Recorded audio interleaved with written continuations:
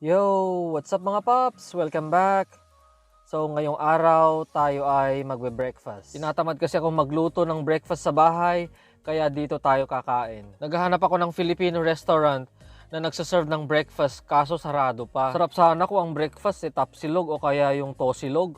Rap sa'yo. Kadalasan kasi yung mga bukas ng ganito kaaga yung mga coffee shop, mga cafe o kaya mga fast food gaya ng McDonald's o Macas. Yung mga OC kasi hindi masyado nagbe-breakfast. Minsan kape-kape lang ayos na. Iba tayo mga paps Pinoy tayo. Kailangan heavy breakfast. Sarap sana kung may kanin mga paps kaso wala talaga. Eto na yung nakita kong pinakasulit na breakfast. Ganyan mga paps yung breakfast ng mga OC minsan kapag gusto nila ng heavy breakfast. Parang karinderya lang mga paps Yung mga kumakain dito, yung mga tradie o kaya yung mga construction worker na maaga pumapasok. Tapos yung mga sinaserve nila, merong sausage, bacon, poached egg, o gusto mo naman scrambled egg, meron ding beans, at tapos may kamatis din. Ang sarap sanang ikanin to, kaso wala talaga. Pero marami-rami na to mga paps, pwede na. Sarap nito, punong-puno ng protein, tapos sabayan mo pa ng kape.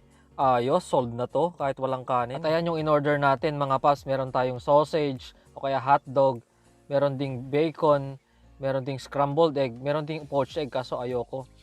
Tapos meron ding hash brown at beans. Pwede na yan, mabigat na to. At naglagay tayo dyan ng paminta at asin kasi walang lasa yung scrambled egg nila. Walang halong chemical, ika nga mga paps. Ganyan din yung kadalasang sineserve namin sa aged care kapag nagbe-breakfast yung mga matatanda. Kaya sanay na talaga silang walang kanin. Kayo mga paps, kaya nyo bang hindi kumain ng kanin sa loob ng isang araw? Ako kasi hindi pwede. Kaya siguro napaka-fit ng mga ibang OC kasi hindi nagkakanin. Tayo mga paps, rice is life. Tapos dyan mga paps, walang kutsa-kutsara. Tinidor lang tapos nice. Sa bagay, yung beans na rin yung parang pinaka-rice nila. Tapos may hash brown din gawa sa patatas.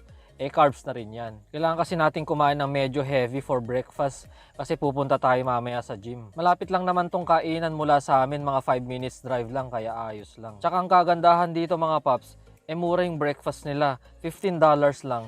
May kasama ng kape. Parang presyong karinderya lang talaga, kaya ayos na ayos to. O siya mga paps, ubusin ko muna tong pagkain ko. O siya, hanggang sa susunod ulit. Peace!